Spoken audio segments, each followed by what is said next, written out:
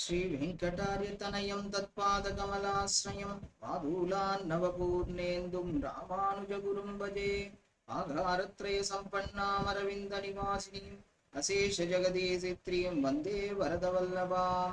శ్రీమతే రామానుజాయ నమః. ఈరోజు పంగుని ఉత్తరం.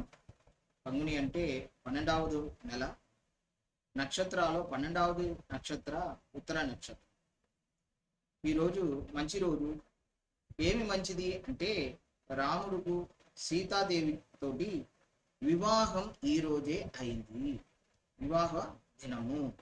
ఇప్పుడు కూడా చూడండి, మన అన్ని సంప్రదాయ గుడిలో ఇలాగే ఇవాళ పెరుమాళ్ పిరాటి వివాహం జరుగుతుంది. కంచిలో కూడా దేవరాజ పెరుమాళ్ పిరాటి తోటి అక్కడ వివాహం జరుగుతుంది. చూడండి, పరాశర భట్టర్ ఒక ఆచార్యుడు ఉన్నారు, శ్రీరంగతిలో ఉన్నారు. వాళ్ళు పురత్తాళ్వాన్ కొడుకు.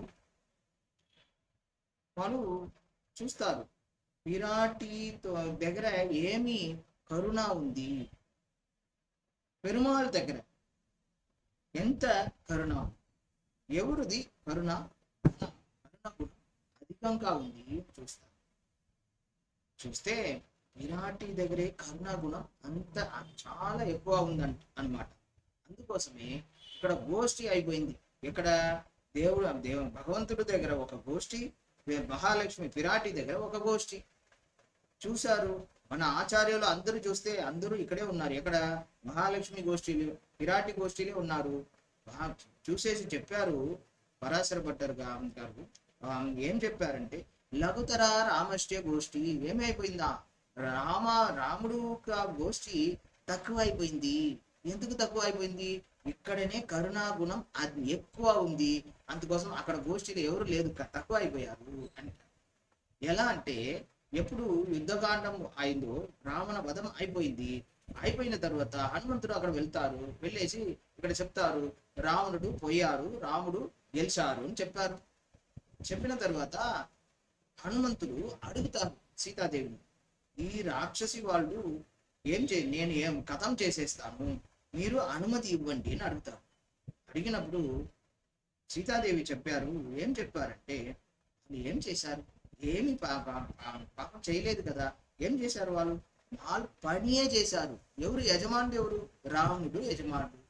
ఏమేమి యజమానులు చెప్పారో పని మనిషి ఏం చేస్తారు? అదే పాలనం చేస్తారు. అదే చేశారు కదా ఈ రాక్షసి వాళ్ళు. అందుకోసం ఏం చేయలేదు. ఇంకా ఒక కూడా చెప్పారు, అప్పుడు రావణుడు ఏం చెప్పారో అది చేశారు. ఇప్పుడు విభీషణుడు రాజా అయిపోతే ఏం చేస్తారు? విభీషణుడు ఏం చెప్తారో అది చేస్తారు కదా.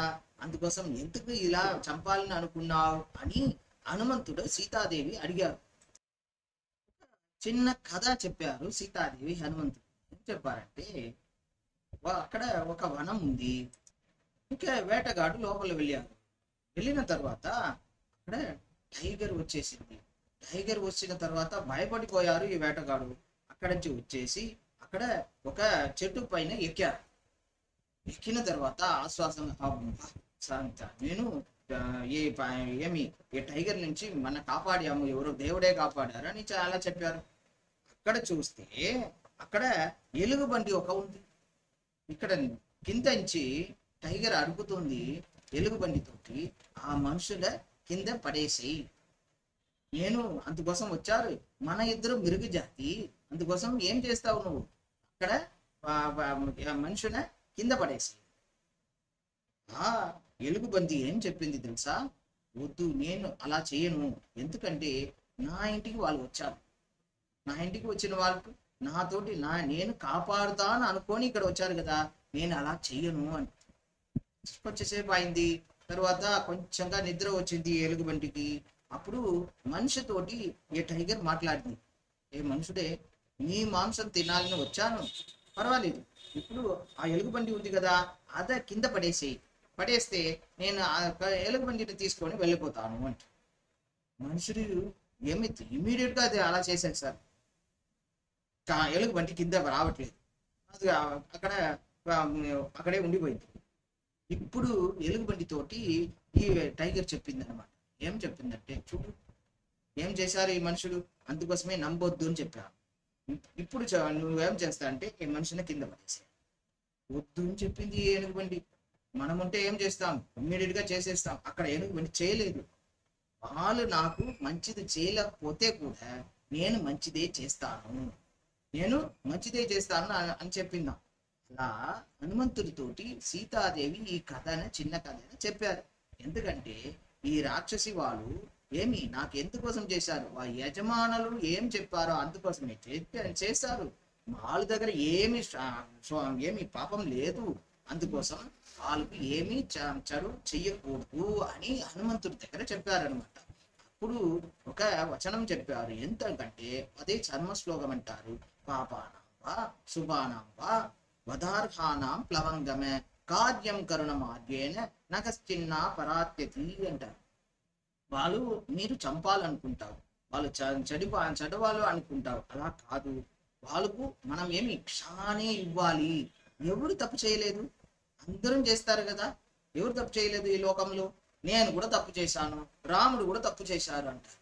హనుమంతుడు చూశారు, ఎందుకు మీరు తప్పు చేశారా, రాముడు కూడా తప్పు చేశారా ఏమీ అడుగుతారు. అడిగితే సీతాదేవి చెప్పారు, నేను అక్కడ వనంలో ఎప్పుడు ఉన్నాను, మాయా జింక వచ్చింది కదా, ఎందుకు నేను అడగాలి, అడగకూడదు కదా, అడిగాను, అదే నేను చేసిన తప్పు. ఇంకొక తప్పు చేశాను, లక్ష్మణుడు ఎంత భక్తుడు, కైంకర్యం కోసం వచ్చారు, ఎన్ని చెడు వార్త చెప్పాను నేను, అందుకోసమే నేను ఇంత అనుభవించాను అని సీతాదేవి చెప్పారు. తర్వాత రాముడు ఏం చేశారండి అని అడుగుతారు హనుమంతుడు. అప్పుడు సీత చెప్పారు, రాముడు వాళ్ళకు తెలుసు అది మాయాజింక, ఎందుకోసం వెనకాల వెళ్ళకూడదు కదా, చెప్పాలి కదా, నాకు చెప్పకుండా నేను చెప్పాను అనుకోని వెనకాలే వెళ్ళిపోయారు కదా, అదే వాళ్ళు చేసిన తప్పు, నువ్వు కూడా తప్పు చేశావు అని సీత చెప్పారు. హనుమంతుడు అడిగారు, నేను తప్పు చేశానా, ఏం తప్పు నేను చేశాను, ఇలా చూడు, ఎవరు తప్పు చేశారని చెప్తే వింటున్నావు కదా, అది కూడా తప్పు, వినకూడదు.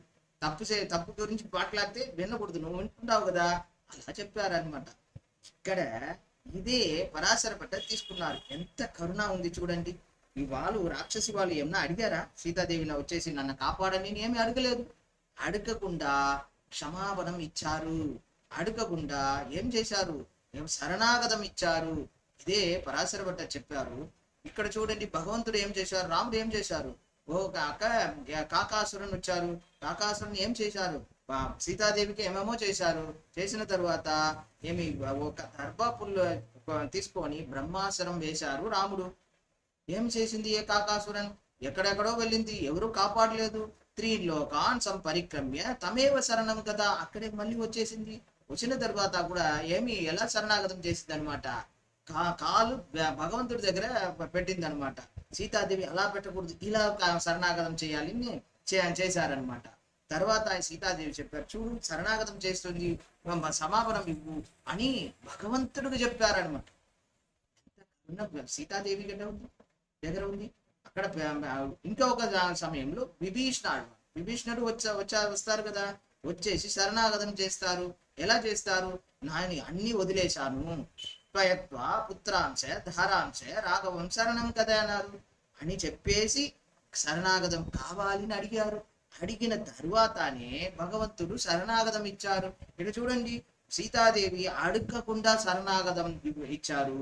భగవంతుడు రాముడు ఏం చేశారు, అడిగిన తర్వాత ఇచ్చారు. ఎవరు గొప్ప, భగవంతుడు అడిగితే ఇస్తారు, పిరాటి మహాలక్ష్మి అడగకుండానే ఇస్తారు. అందుకోసమే ఇంకా ఎక్కువగా గొప్పగా ఉన్నారు ఎవరు, పిరాటి మహాలక్ష్మి సీతాదేవి. అందుకోసమే ఇక్కడ పరాశర భట్టర్ గారు ఏం చెప్పారు, లఘుతరా రామస్య గోష్ఠీకృత అని చెప్పారు.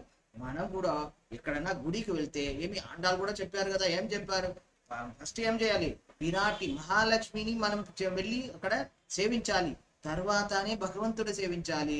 అందుకోసమే పిరాటినే గొప్ప కనుక మనకు కరుణాక అన్ని ఇస్తారు.